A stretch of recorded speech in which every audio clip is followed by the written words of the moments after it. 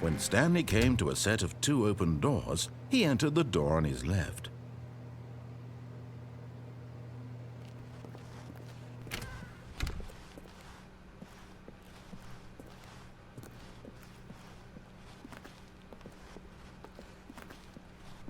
Yet there was not a single person here either. Feeling a wave of disbelief, Stanley decided to go up to his boss's office, hoping he might find an answer there.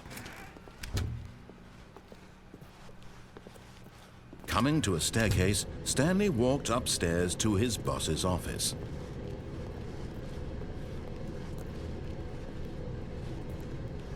But Stanley just couldn't do it. He considered the possibility of facing his boss. Admitting he had left his post during work hours, he might be fired for that. And in such a competitive economy, why had he taken that risk? All because he believed everyone had vanished? His boss would think he was crazy. And then something occurred to Stanley. Maybe, he thought to himself, maybe I am crazy. All of my co-workers blinking mysteriously out of existence in a single moment for no reason at all? None of it made any logical sense.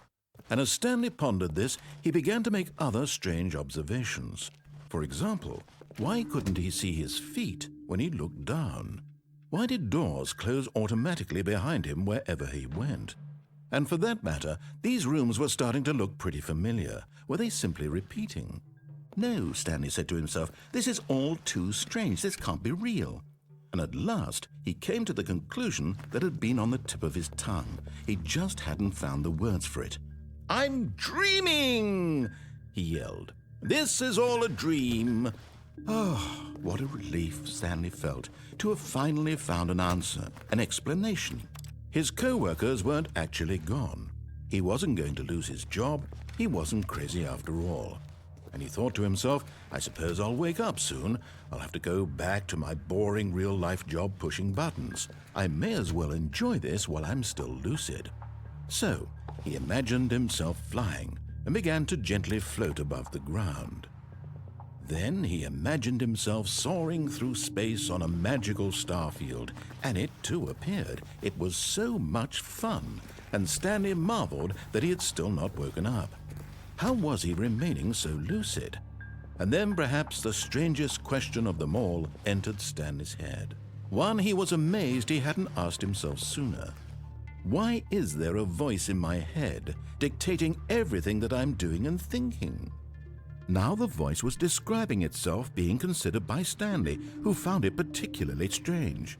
I'm dreaming about a voice describing me, thinking about how it's describing my thoughts, he thought. And while he thought it all very odd and wondered if this voice spoke to all people in their dreams, the truth was that, of course, this was not a dream. How could it be? Was Stanley simply deceiving himself, believing that if he's asleep, he doesn't have to take responsibility for himself? Stanley is as awake right now as he's ever been in his life. Now, hearing the voice speak these words was quite a shock to Stanley. After all, he knew for certain, beyond a doubt, that this was in fact a dream. Did the voice not see him float and make the magical stars just a moment ago? How else would the voice explain all that? This voice was a part of himself too. Surely, if he could just... He would prove it. He would prove that he was in control, that this was a dream. So he closed his eyes gently, and he invited himself to wake up.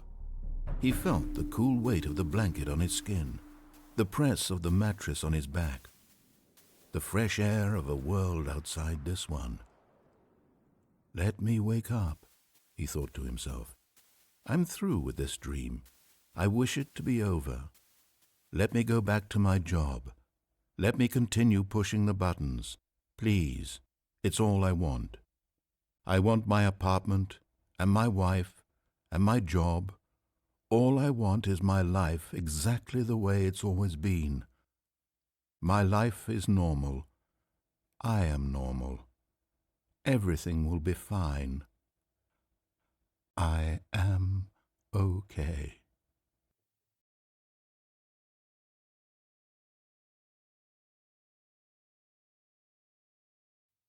Stanley began screaming. Please, someone, wake me up. My name is Stanley. I have a boss, I have an office, I am real. Please, just someone tell me I am real. I must be real, I must be. Can anyone hear my voice? Who am I? Who am I? And everything went black.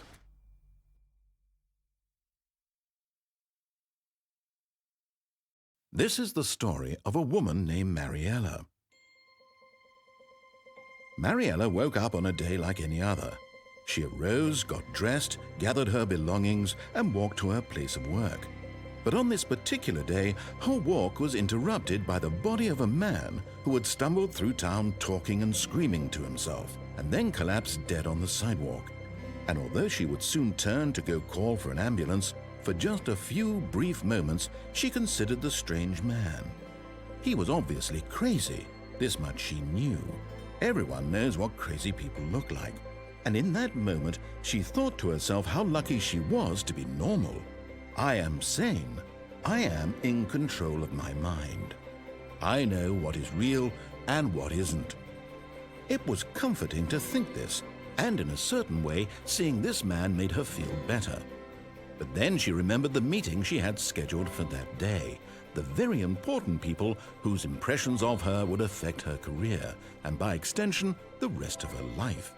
She had no time for this, so it was only a moment that she stood there, staring down at the body. And then she turned and ran.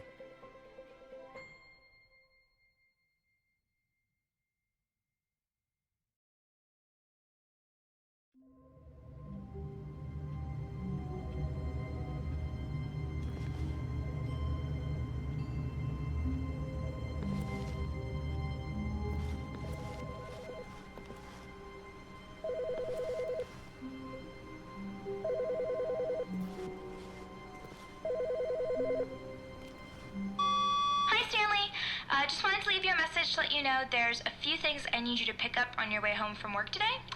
We need milk, cereal, dish soap, spaghetti, get a thing of sugar, some bread, and coffee beans, whichever ones you like. I'll give you a call if there's anything I forgot. Thanks, sweetie. See you tonight.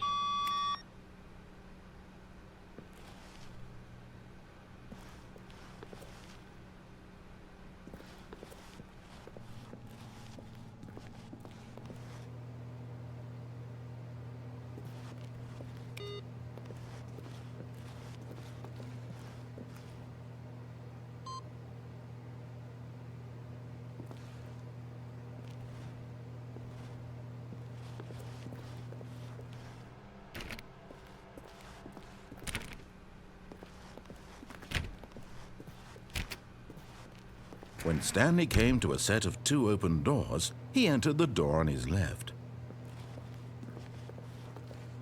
This was not the correct way to the meeting room, and Stanley knew it perfectly well. Perhaps he wanted to stop by the employee lounge first, just to admire it. Wow, yes, this room. But eager to get back to business, Stanley took the first open door on his left.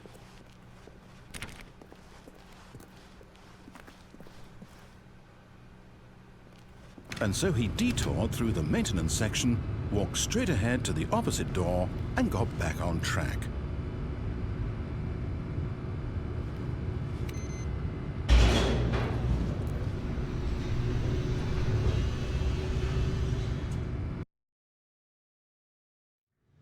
But Stanley didn't want to go back to the office. He wanted to wander about and get even further off track. So now in order to get back, he needed to go, from here, it's, left.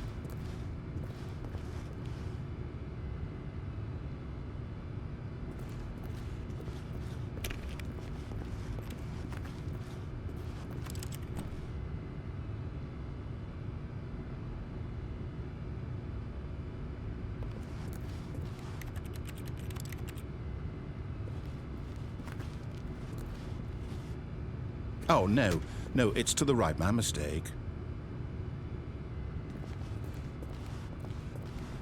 No, not the right. Why would I have ever said it was to the right? What was I thinking? It's clearly...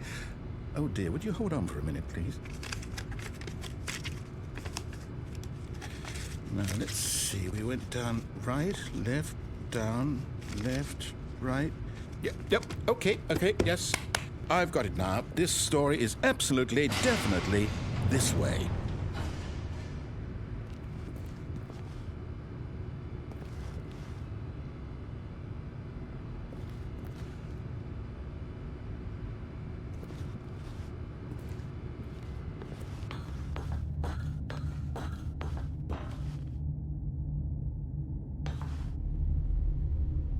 No.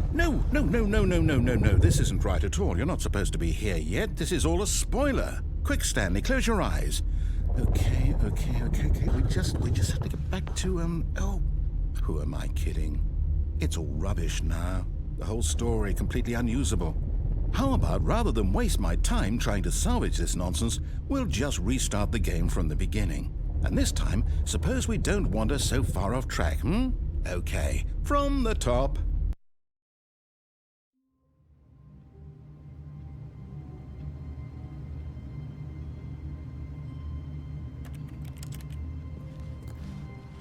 All of his co-workers were gone. What could it mean? Stanley decided to go to the meeting room. Perhaps he had simply missed a memo.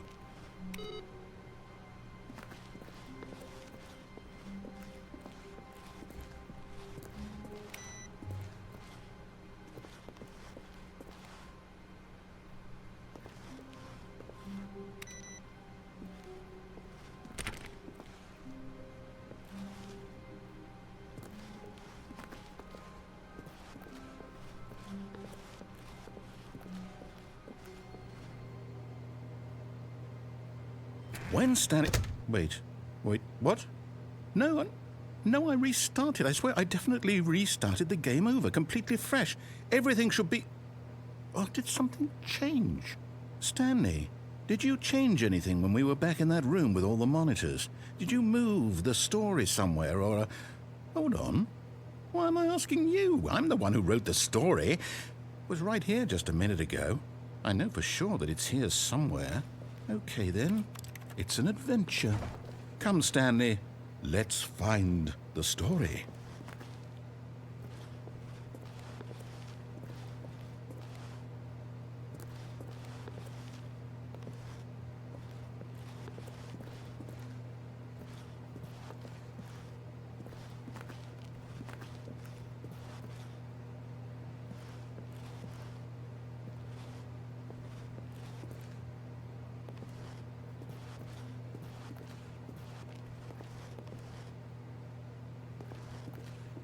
I'll say it.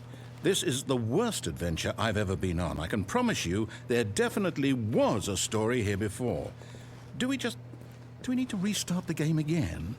Well, I find it unlikely that we'll ever progress by starting over and over again, but it's got to be better than this. Okay, let's give it a shot. Why not?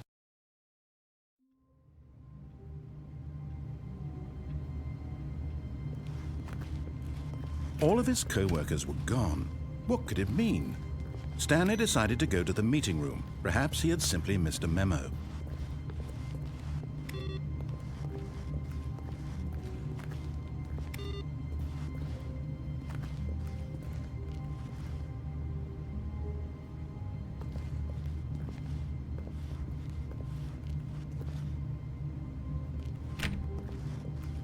Okay, yep, it's worse.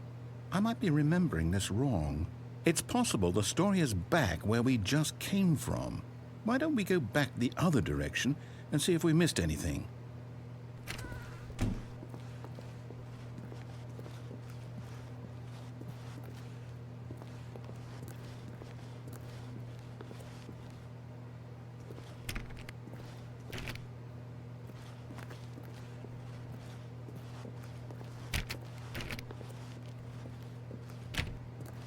Aha!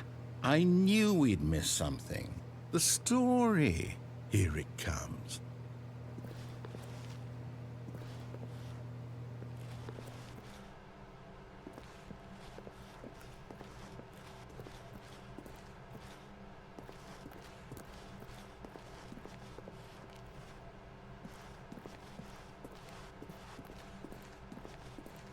No, wait. Never mind. Not the story. Okay, let's head back the other way and retrace our steps.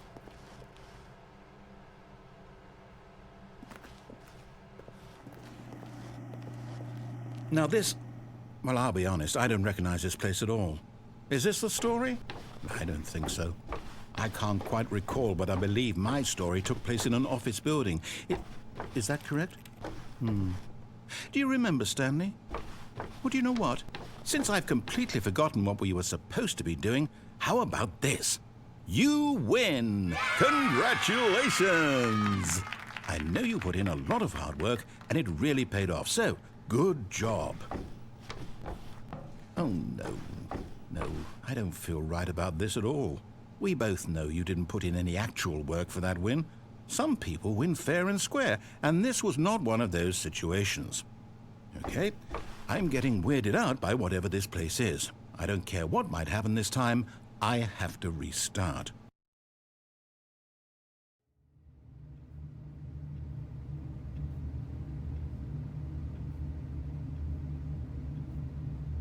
All right, I've got a solution. This time, to make sure we don't get lost, I've employed the help of the Stanley Parable Adventure Line. Just follow the line. How simple is that?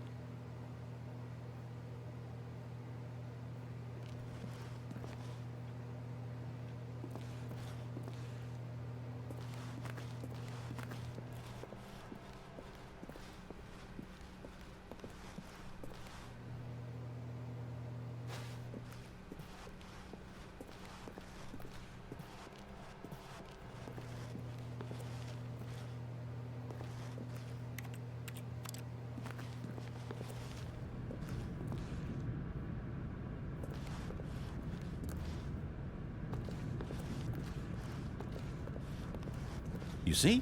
The line knows where the story is. It's over in this direction. Onward, Stanley, to destiny.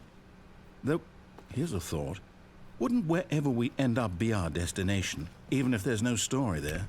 Or to put it another way, is the story of no destination still a story? Simply by the act of moving forward, are we implying a journey such that a destination is inevitably conjured into being via the very manifestation of the nature of life itself? Okay, Stanley, I need to follow this train of thought for a minute. Just stick with me. Now, we can both agree that the nature of existence is in fact a byproduct of one's subjective experience of that existence, right? Okay. Now, if my experience of your existence rests inside of your subjective experience of this office, is this office, in fact, the skeleton of my own relative experiential mental subjective construct? Whoa. Hang on. That got a bit weird back there. Well, I'd like to apologize. Not sure where I was going with all that. You know what? I think what we need right now is a bit of music to lighten the mood.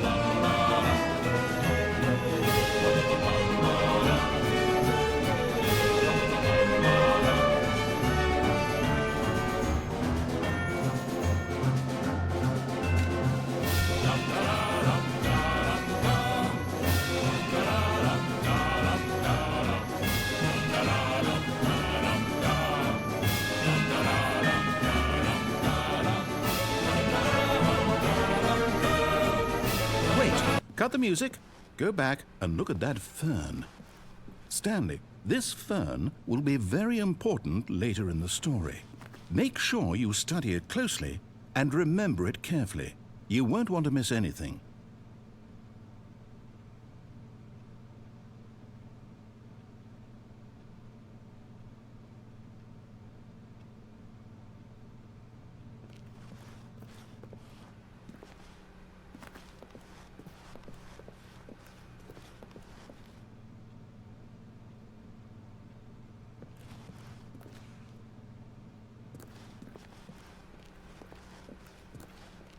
Wait, what? We're back at the office? No. Line, you do know we're looking for the Stanley parable, right? The story? Is any of this ringing a bell?